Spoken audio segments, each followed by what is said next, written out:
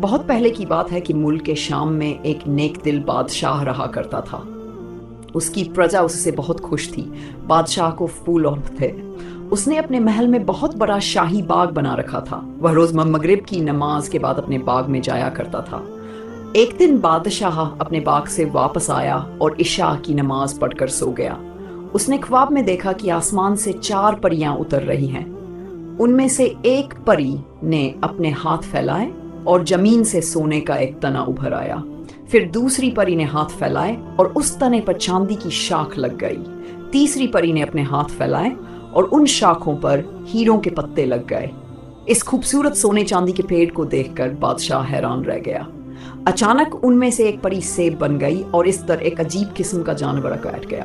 اس جانور نے وہ لال رنگ کا سیب کھانا شروع کر دیا اور پھر بادشاہ کی آنکھ کھل گئی۔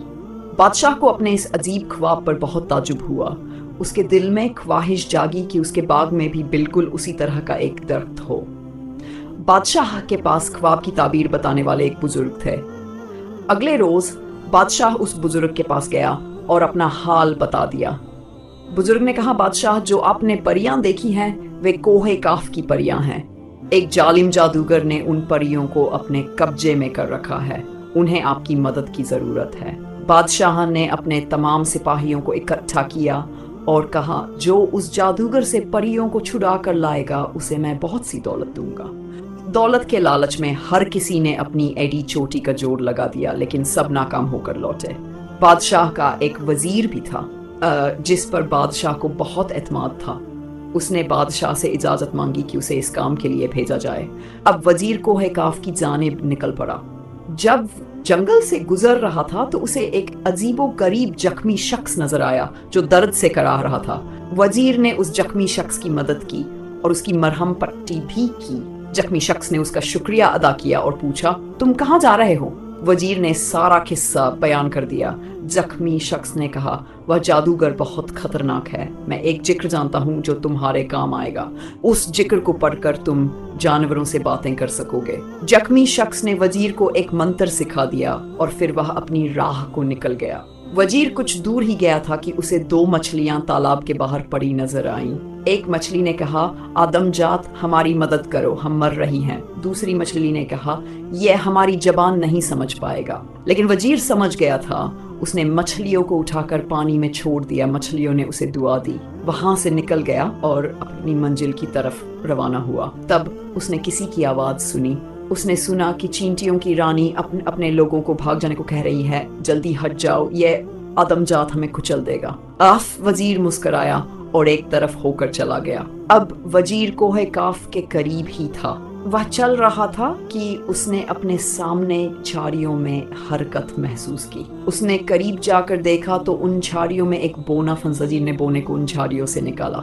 بونے نے اس کا شکریہ ادا کیا اور پوچھا، تم کہاں جا رہے ہو؟ وزیر نے اسے بھی سارا معاملہ بتا دیا۔ بونے نے کہا، میرے پاس ایک ایسی چادر ہے جسے اگر تم اپنے اوپر اوڑھ لو تو تم کسی کو بھی نظر نہیں آؤ گے۔ اس طرح تم اس جادوگر سے مقابلہ کر سکو گے۔ بونے نے اس وزیر کو ایک چادر دی۔ وزیر نے شکریہ ادا کرتے ہوئے نکل گیا۔ اب وہ کوہ کاف کی حد میں پہنچ چکا تھا۔ اس نے ایک بہت خوبصورت اور بڑا محل دیکھا۔ محل کے باہر 2 عجیب مخلوق پھیلا دے رہی تھیں۔ وزیر نے اپنے اوپر چادر اوڑھ لی اور وہ غائب ہو گیا۔ وہ ان مخلوقات کے درمیان سے آرام سے گزر گیا، لیکن جلد ہی محل میں شور ہوا کہ کوئی محل میں داخل ہوا ہے۔ جادوگر کو یہ سن کر بہت غصہ آیا۔ اس سے پہلے کہ وہ کچھ کرتا وزیر جادوگر کے سامنے آ کھڑا ہوا۔ وزیر نے جادوگر سے کہا کہ وہ کوئی نقصان پہنچانے نہیں آیا، ان پریوں کو آزاد کر دو، اس کے بدلے میں جو کچھ تم چاہتے ہو لے لو۔ جادوگر ہنسنے لگا، لیکن وزیر نے اسے یقین دلایا کہ وہ پیچھے نہیں ہٹے گا، جو کچھ وہ کہے گا وہ کرے گا۔ جادوگر نے کہا، اگر تم میرے 2 کام کر دو تو میں ان پریوں کو چھوڑ دوں گا۔ وزیر راضی ہو گیا، اپنی انگلی میں سے ایک خوبصورت انگوٹھی اتاری اور دریا میں پھینک دی۔ اس نے کہا، مجھے کل صبح تک یہ انگوٹھی واپس چاہیے۔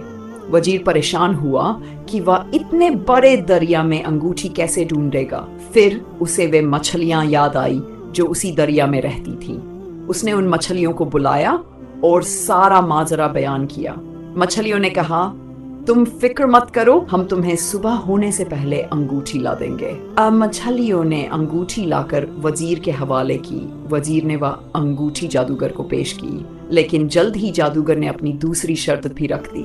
उसने 3 बोरियां बाजरे की जमीन पर डाल दी और कहा, कल दोपहर तक ये सारा बाजरा मुझे बोरियों में वापस चाहिए। अब वजीर फिर परेशान हुआ। तब वहां चींटियों की फौज आ गई और उन्होंने दोपहर तक 3 बोरियां बाजरे से भर दी। जादूगर ये देखकर बहुत हैरान हुआ। वजीर ने कहा, मैंने तुम्हारी शर्त पूरी की और अब उन परियों को जाने दो। जादूगर हंसा और कहा, तुम इंसान बहुत बेवकूफ। वजीर को जादूगर की बात सुनकर बहुत गुस्सा आया। उसने जल्दी से बोने की दी हुई चादर तानी और खंजर पकड़कर जादूगर की जानी बढ़ा और उसके सीने में भोंक दिया। जादूगर बुलंद आवाज में चीख मारता हुआ नींद में गिर गया। वजीर ने तहखाने में जाकर परियों को आजाद किया। परियां उसे उठाकर वापस बादशाह के पास ले। परियों ने बादशाह का बहुत शुक्रिया अदा किया और बिल्कुल वैसा ही दर बादशाह के बाग में बना दिया जैसा कि बादशाह ने ख्वाब में देखा था। हाँ, बादशाह ने अपने वादे के मुताबिक अपनी बहुत सी जायदाद अपने वजीर के नाम कर दी। परियां खुशी खुशी वापस चली गईं। प्यारे दोस्तों, अगर आपको ये वीडियो पसंद आया हो तो इस वीडियो को लाइक और अपने दोस्तों में शेयर जरूर करें। मिलते हैं एक नई वीडियो के साथ, तब तक के